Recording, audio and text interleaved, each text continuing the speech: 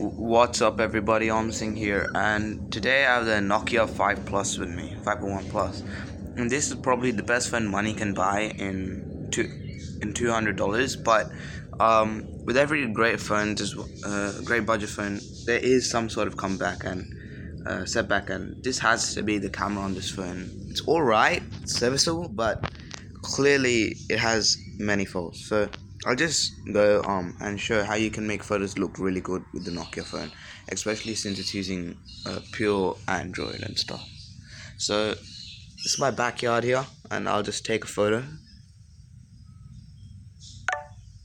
Yeah, and now I'm just gonna go in there. It takes a lot of time to process, but that's no problem. You can wait. But if you look at this photo, it's completely like this low high dynamic range. The blues in the skies are not represented that well. It's way too warm, and pretty much the shot, it looks all right. The details pretty good. Not a lot of noise, but the sharpening and everything's also, well, it's nowhere near as good as high price phones. But yeah, now what I'm gonna do is I'm gonna put this phone, like, because this is Google Photos, I can do this. I just click on that, yeah. And first of all, what I want to do is I want to press auto, and like if I go to original, you can see the difference right there. Just boosts up everything. Yeah, and then I'll make my own adjustments, which are gonna make the photo just look a bit more better. So you don't want to make your thing pop too much contrast. You want a nice balance, and I'd be somewhere around here. And then color wise, I want a bit more saturation, because the blues in the sky still are not like looking what I want them to look like. So yeah, sorry, not saturation, deep blue. Yeah. If I go all the way, it just makes it like look just mess. So once again, you want to find a good balance. Warmth of the image is also important here.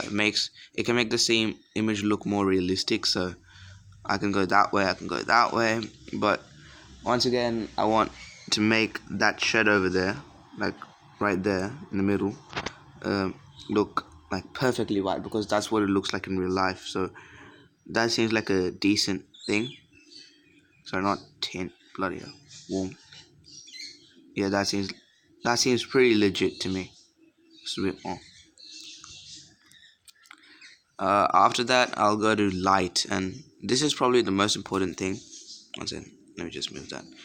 And exposure is important in a photo. It can make the photo look really terrible because you've blown out all the highlights. So sometimes it's just best to have a little amount of exposure. But because I've done that, now I have to go back to the color and stuff, and because it makes the deep blue stand out too much, I'll just put it back down there. Yep. So like when you're editing photos in Google Photos, you just have to go back and forth, just like make the image seem realistic. Turn down the saturation a bit. Yeah. And then contrast, like if I do that, contrast is basically making the image pop. You want a bit lower than average for cheaper phones, and highlights is getting all those details in the which you lost through because of the lack of high dynamic range. So low highlights and shadows, same thing there. Both of these affect high dynamic range.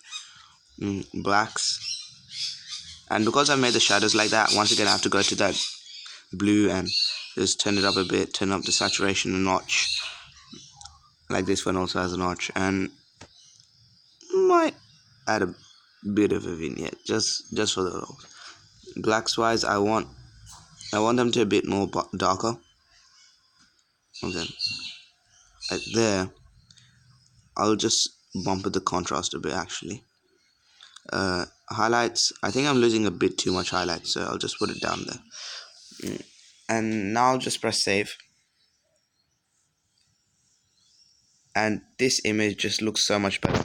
Now if I zoom in, you're still not gonna get the same amount of detail you'll find in like an expensive Honor Huawei phone, but just look at the high dynamic range. It's like comparable to flagships after like this editing process.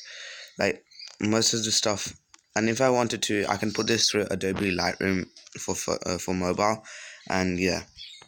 So, and the sky just looks a really nice, pleasing blue. The trees look really nice, and the photo overall looks very nice. So that's just for photos. One thing the camera does suffer in is details in like small objects, small white objects. So basically exposure. So I'm just gonna. But if you go macro, it actually looks really nice. Like it, for some reason, you can go really close to an object and it'll still be in focus on this phone. Like that's some things you can't do like with the Poco Phone F1 and stuff. So yeah, that just looks really nice. Like macro photography on this phone is actually pretty decent. But the exposure here, it sucks. It's just a blown out mess. So once again, I'm going to take out that photo, and you may have noticed that in the editing thing, bullshit. In the editing thing, there was this thing called exposure. So yeah, and there was. So I'm just gonna go to light, and there's the exposure. Line it up, so that helps a bit. Highlights, I want them to be low. Shadows, might as well. Uh, and even then, I still can't get all of the details there. So that's just a problem with the camera. I can't really do much. But yeah, there is this really cool option on this phone that's called Birthy.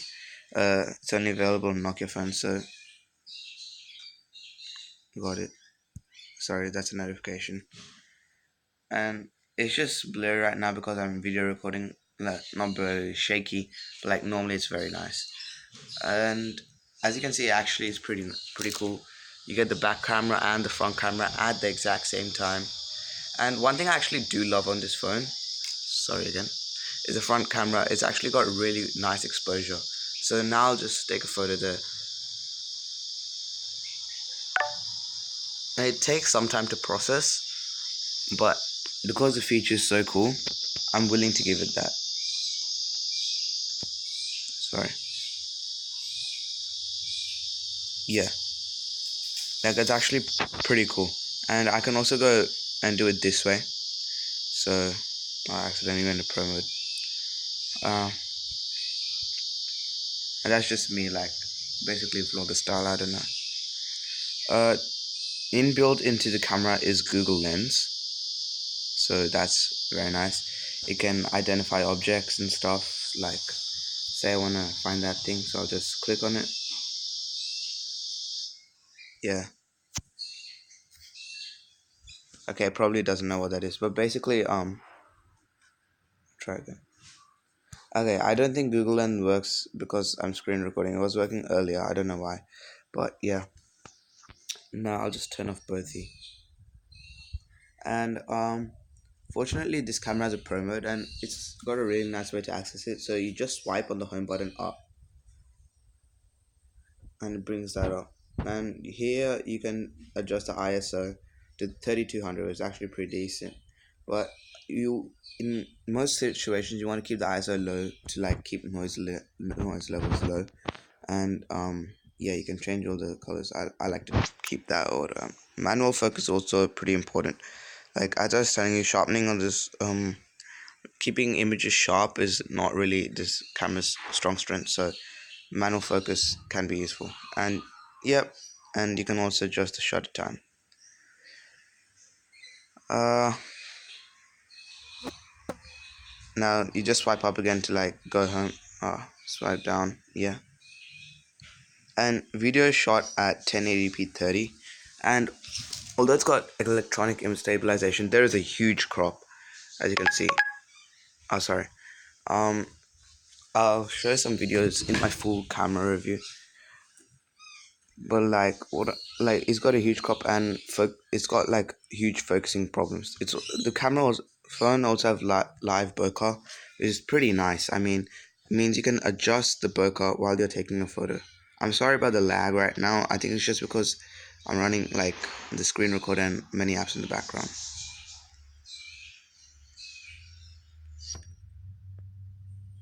Yeah, Well, basically it works. What I'll do is I'll do a full camera review, and I'll just display photos I took on the big screen on my laptop's monitor. Yeah, that's actually pretty good. So I'm just gonna click on that. Yeah, that looks really nice. It's got um these details, a bit of uh what's it called? I can't remember what it's called, but a bit of it's blurred along the edges, but that's fine. It just looks adds to the overall experience of the camera. And you can also adjust the bokeh after you've taken the photo, which is also pretty nice. So bang, bang. You want to keep it somewhere around there. That seems nice. And I'll save it. So yeah. And that's about my in-depth rear-facing camera review. Just camera. Video didn't really work. I'll do a video camera review, as I said, later, where I'll be displaying stuff on the big screen. But yeah.